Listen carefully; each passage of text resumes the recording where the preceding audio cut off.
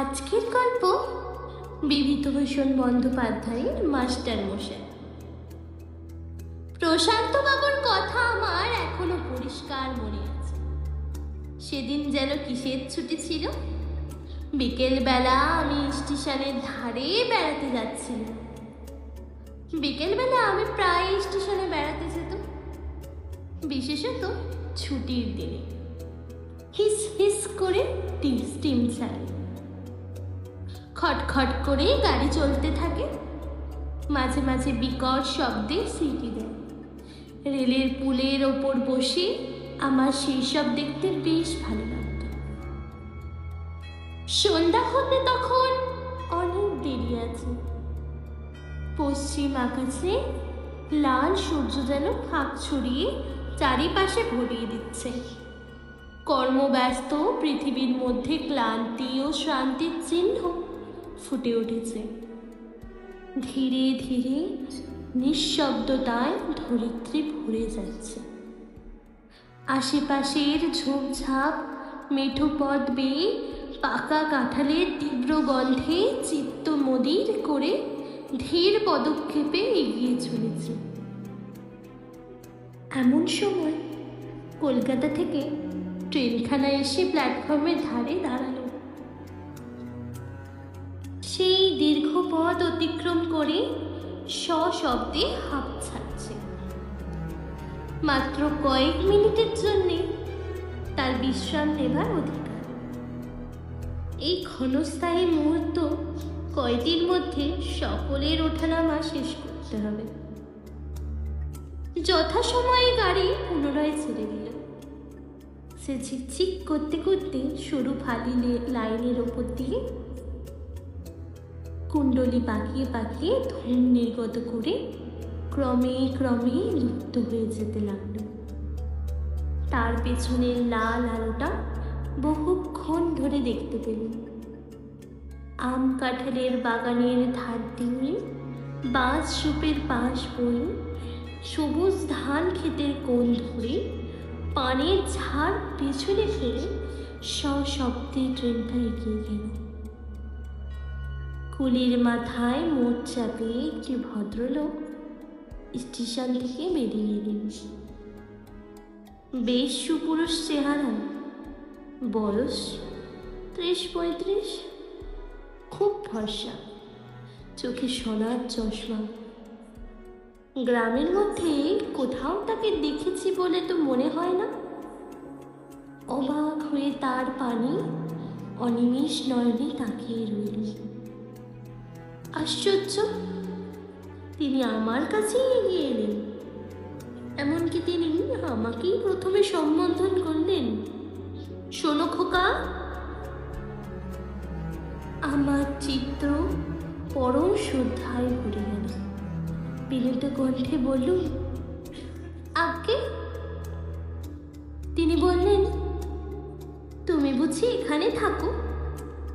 আমি বললুম, হ্যাঁ। তিনি বললেন, বিষ্ণুপুর হাই স্কুল কোথায় বলতে পারো? বললুম, এই তো আমাদের স্কুল, চলুন না, নিয়ে যাচ্ছি। তিনি বললেন, ও, তুমি বুঝি ওই স্কুলে পড়ো? বললুম, ক্লাস 7-এ।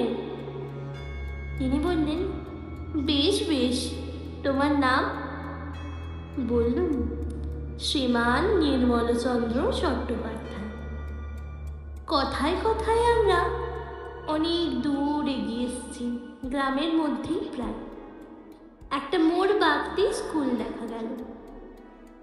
বললুম, ওই দেখুন আমাদের স্কুল, ওই সাদা রঙের দোতলা বাড়িটা। আপনি কোথায় যাবেন? স্কুল তো বন্ধ। তিনি বললেন, আমি যাব আশু চৌধুরীর বাড়ি। আমি বললুম, ও, আপনি বুঝি আমাদের নতুন হেডমাস্টার? তিনি স্মুত মুখে বললেন, হ্যাঁ, কেন বলো তো? আশ্চর্য, আমি এতক্ষণ কার সঙ্গে কথা বলেছি? প্রশান্ত কুমার মুখোপাধ্যায়, এমএ। আমি আমাদের নবনিযুক্ত প্রধান শিক্ষক। আমি নিবিড় শ্রদ্ধায় তার পদধূলি মাথায় নিলাম। তিনি আমার পিঠ চাপড়ে বললেন, থাক থাক থাক। আজও আমি সেদিনের কথা ভুলতে পারিনি। তার সেই সৌম্য মূর্তি, মধুর ভাষা আমার স্মৃতিপটে তুরোপনীয় রেখাপাত করে গেছে। স্কুলে রীতিমতো হইচই পড়ে গেল। আগেকার বুড়ো হেডমাস্টারের পরিবর্তে প্রশান্ত বাবুকে পেয়ে অনেকে স্বস্তি বোধ করল। উঁচু ক্লাসের বড় বড় ছেলেরা তো হেসেই ফু করে উড়িয়ে দিল। বলল, আরে ছ্যা, ও আবার হেডমাস্টারই করবে? ডিসিপ্লিন কাকে বলে তাই হয়তো জানে না। অতটুকু হেডমাস্টারকে কেই বা মানাবে? কি বলিস বক্কেশ্বর? বক্কেশ্বর তুড়ি দিয়ে বলল, আরে অবনী বাবুকে ঘায়েল করে দিলাম, তার আবার প্রশান্ত মুখুজ্জি এমএ, মাত্র 2 দিন। তারপর দেখে নিস, বাছাধনকে বুঝিয়ে দেব আমরা হচ্ছি স্কুলের লিডার। নে নে ভোলানাথ, একটা গান ধর। সঙ্গীতজ্ঞ ভোলানাথ বলল, স্কুলে বসে গান? বক্কেশ্বর বলল, আরে গর্ধব, টিফিনের সবাই গাইবি তো, তাতে কি হয়েছে? নে সেই গানটা আরম্ভ কর, সেই ভুলি ভুলি করি ভুলিতে নারী। অগত্যা ভোলানাথ গলা ছেড়ে গান ধরল। গায়ক ভোলানাথের স্কুলে বেশ নাম আছে। আমি জানলার ফাঁক দিয়ে দেখছি। সেখানে ঢোকবার হুকুম নেই কারণ। সে হচ্ছে বড়দের আসর। গান তো বেশ তালে তালে চলতে লাগলো। এমন সময় কোথা থেকে হেডমাস্টার মশাই সেখানে নিঃশব্দে এসে হাজির হলেন। কি যেন ভোলানাথের গলাটা 2 হাত ধরে চেপে ধরল। লিডারদের মুখ শুকিয়ে পাংশু হয়ে গেল। তাদের বীরত্ব আস্ফলন চিরতরে অস্তমিত হল। হেডমাস্টার মশাই ভোলানাথের কান ধরে দাঁড় করিয়ে দিয়ে তার 2 গালে ঠাস ঠাস করে 2 চড় মেরে বললেন, এটা বাগান বাড়ি নয়। তারপর অন্যান্য শ্রোতাদের এক চড় মেরে তিনি যেমন নিঃশব্দে এসেছিলেন তেমন নিঃশব্দে সেখান থেকে প্রস্থান করলেন। লিডারদের তখন রক্ত গরম হয়ে গেছে। কেউ বলল সেক্রেটারির কাছে অ্যাপ্লিকেশন করবে, কেউ বলল মজা দেখাবে। কিন্তু কারুর মজা দেখাতে কিংবা অ্যাপ্লিকেশন করতে সাহস হলো না। পরন্তু সকালে এক বাক্যে স্বীকার করল যে হেডমাস্টার মশাই ভারী রাশভারী এবং কড়া মেজাজের লোক। বাস্তবিক স্কুলের সহজেই তাকে রীতিমতো সমীহ করে চলত। অল্প দিনের মধ্যেই গ্রামময় তার সুনাম রটে গেল আদর্শ শিক্ষক হিসেবে। তাকে সকলে ভক্তি শ্রদ্ধা করতে লাগলো। তিনি ছিলেন ছাত্রদের সাহায্যের জন্য সর্বদা প্রস্তুত। যে যখন যা প্রশ্ন করত তিনি তখনই তার উত্তর দিলেন। ছেলেদের মঙ্গলের জন্য তিনি সব সময় উন্মুখ ছিলেন। তার মধ্যে কোথাও এতটুকু গর্ব ছিল না। তার মুখ কোনো সময়ে হাস্যমধুর, কোনো সময় বা গাম্ভীর্যে অটল প্রায়। সেই যে কথা আছে না, বজ্রাদপি কঠোরণী মৃদ্রণী কুসুমাদপি। হেডমাস্টার মশাই ছিলেন ঠিক সেই রকম। ছেলেরা কোনো অন্যায় করলে তিনি তখন কঠোর শাস্তি দিতেন, আবার ছেলেরা কোনো ভালো কাজ করলে তিনি তাদের প্রাণ ঢেলে ভালোবাসতেন। মাস কয়েক পরে শুনলাম তার নাকি বিয়ে। এমনকি আমারই কাকার মেয়ে উষার সঙ্গে। উষাকে দেখতে ছিল ফুটফুটে ফুলের মতো, দুজনকে চমৎকার মানায়। হারান চক্রবর্তী বললেন, আমার সোনার টুকরো মাস্টারকে সংসারী না হলে কি মানায় মুখুজ্জে মশাই? আমরা থাকতে এমন করে ভেসে ভেসে বেড়াবে? মুখুজ্জে মশাই বললেন, কিন্তু বিয়ে যে করতেই চাইছে না। চক্রবর্তী বললেন, খ্যাপা, বিয়ে কর বললেই বুঝি ছেলেটা রাজি হয়? কলিকালে সব উল্টে গেছে, ওরা মুখে প্রথমে ওরকম বলে থাকে। তুমি দেখে নিও, ও বিয়ে করবে। আরে দাদা, বিয়ে করতে কার না ইচ্ছা করে যায়? দেখে নিও, চাটুর্যের মেয়ের সঙ্গে ওর বিয়ে দিবই দেব। যথাসময়ে তারা হেডমাস্টার মশাইয়ের কাছে গিয়ে কথাটা পারলেন, কিন্তু হেডমাস্টার মশাই প্রথমে বিনীতভাবে তাদের প্রস্তাব পালনে অক্ষমতা প্রকাশ করলেন, অথচ গ্রামের লোকও কেউ সহজে ছাড়ল না। হেডমাস্টার মশাই বললেন, দেখুন, আমার আত্মীয় স্বজন এখানে কেউ নেই, এখানে বাড়ি ঘরদোরও নেই, আমি থাকি পরের বাড়ি, এখন আমার বিয়ে করার সাজে না। রায়মশাই বললেন, বাড়ির জন্য ভাবতে হবে না মাস্টার মশাই, আমার একটা বাড়ি তো অমনি পড়ে রয়েছে, উঠবেন সেখানে গিয়ে। হেডমাস্টার মশাই বললেন, আপনি আমায় নয় আজ থাকতে দিলেন, নয় ধরুন কাল থাকতে দিলেন, কিন্তু চিরকাল কি আশ্রয় পাবো? রায়মশাই বললেন, আশ্রয় দেয়া কার সাধ্যি বলুন মাস্টার মশাই? আপনি নয় এক কাজ করতে পারেন, মাসে মাসে কিছু ভাড়া দেবেন, তা হলেই হবে। যতদিন বাড়ি থাকবে, যতদিন আপনি এখানে থাকবেন, ততদিন আপনি ওখানে বাস করবেন। হেডমাস্টার মশাই বললেন, শুধু তাই নয়, আমার বিয়ে দেবেই বা কারা? রায়মশাই বললেন, তার জন্যে ভাববেন না, আমার বাড়ির মেয়েরা গিয়ে আপনার বিয়ের সমস্ত বন্দোবস্ত করে দেবে, আপনি কেবল 7 পাক ঘুরে আসবেন, ব্যাস। মানে গরিবের কন্যাদের থেকে উদ্ধার দিন। অগত্যা মাস্টার মশাইকে বাধ্য হয়ে বিয়ের জন্য রাজি হতে হলো। তিনি একদিন সন্ধ্যার প্রাক্কালে উষাকে দেখে এলেন।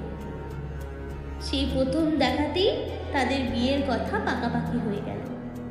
তিনি উষাকে তার নিজের হাতে নাম লেখা আংটি দিয়ে আশীর্বাদ করে এলেন। বাড়ির ভেতর থেকে শাঁখ বেজে উঠল, মেয়েরা উলু দিল। হেডমাস্টার মশাই আমাদের ইংরেজি পড়াতেন।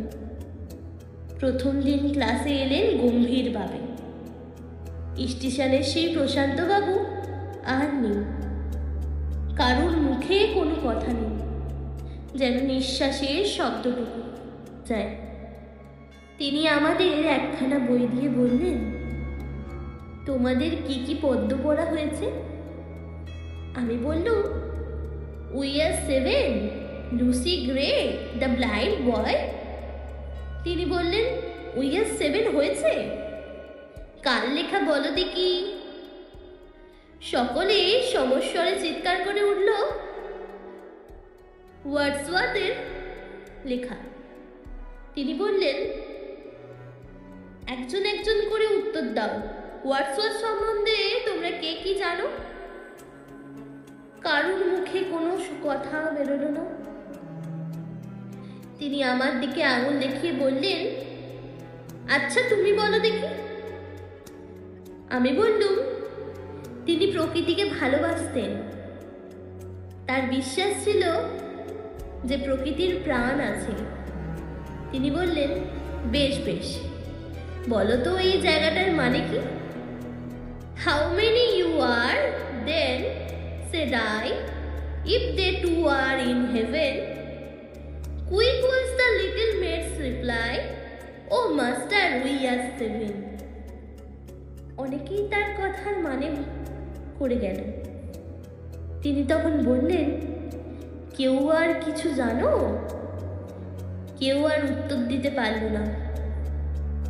আমি বললুম, এই মানে আমরা শিখেছি। তিনি মৃদু হাসলেন, বললেন, তোমাদের মানে ঠিকই হয়েছে, ওর আর একটা বিশেষ অর্থ আছে। আমরা সকলে অবাক হয়ে তার পানে তাকিয়ে রইলাম। তখন তিনি আমাদের বললেন আত্মার অমরত্বের কথা। আমরা মন্ত্রমুগ্ধের মতো শুনে গেলুম। সে ব্যাখ্যা এখনো বেশ মনে আছে।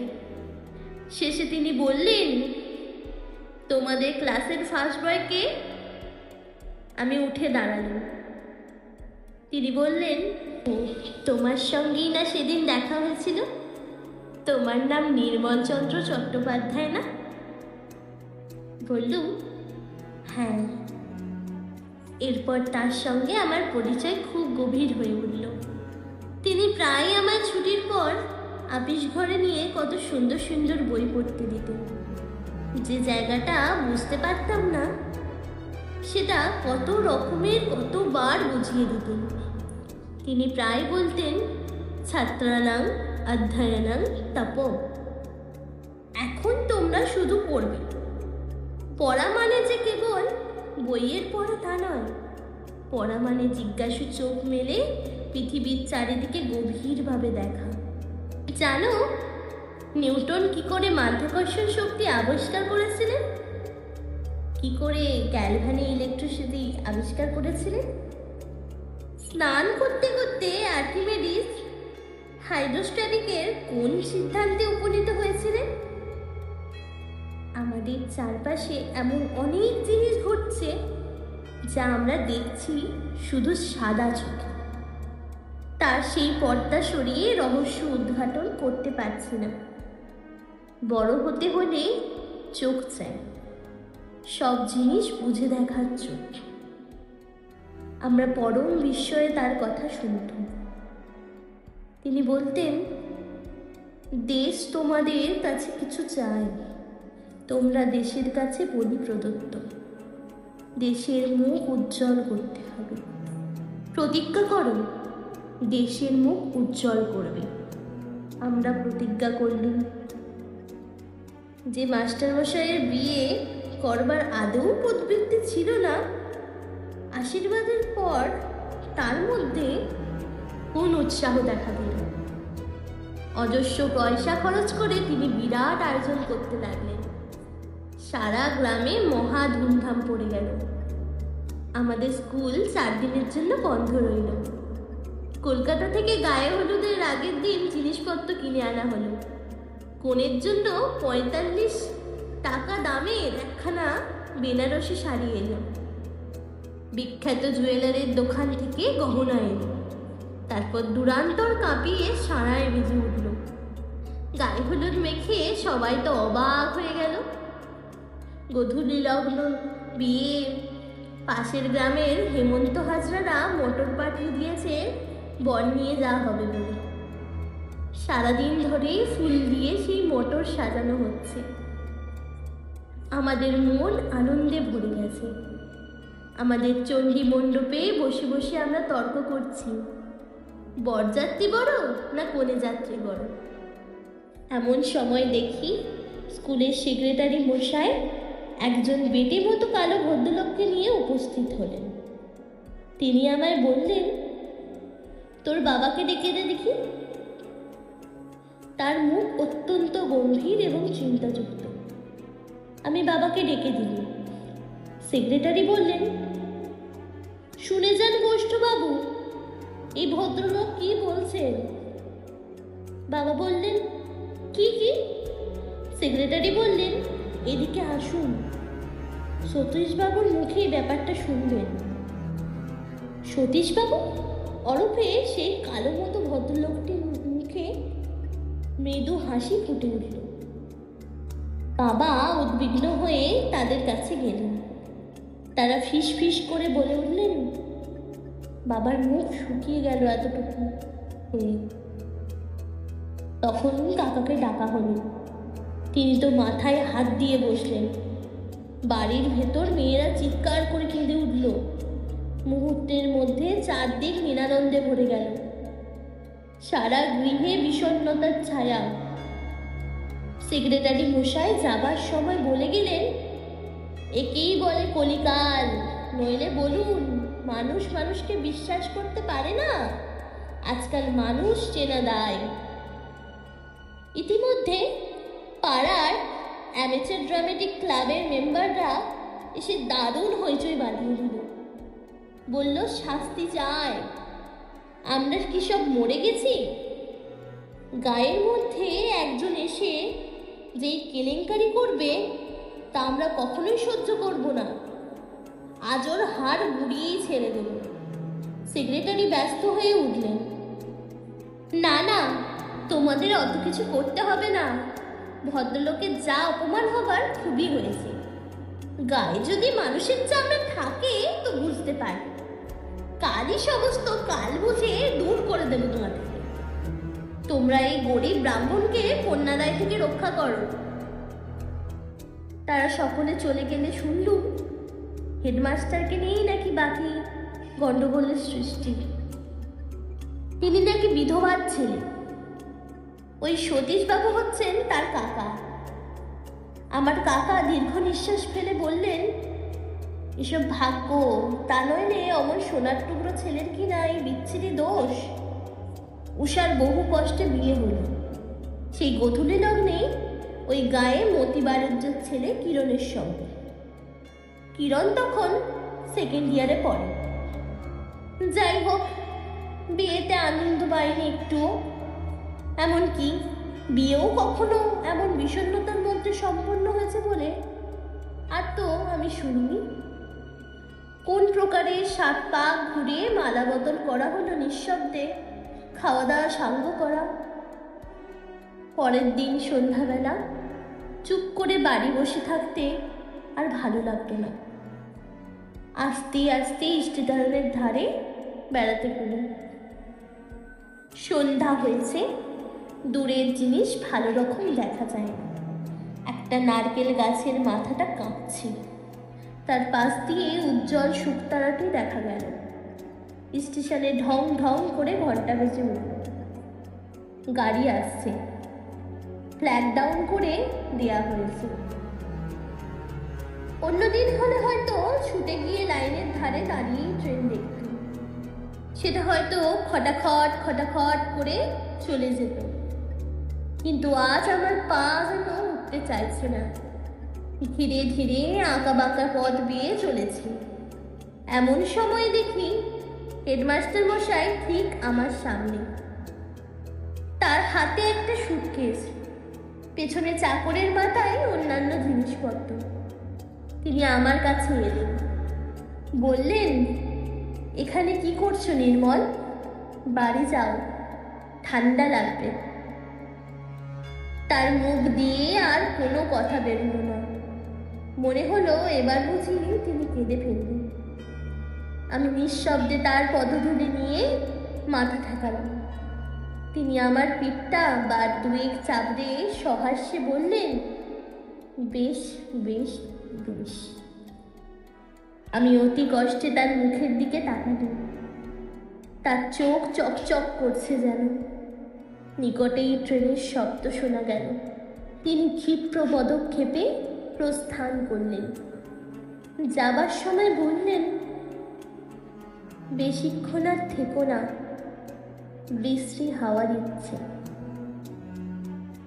মাত্র মিনিট কয়েক ট্রেনখানা থাকল। তার মধ্যেই ওঠানামা শেষ হয়ে গেল।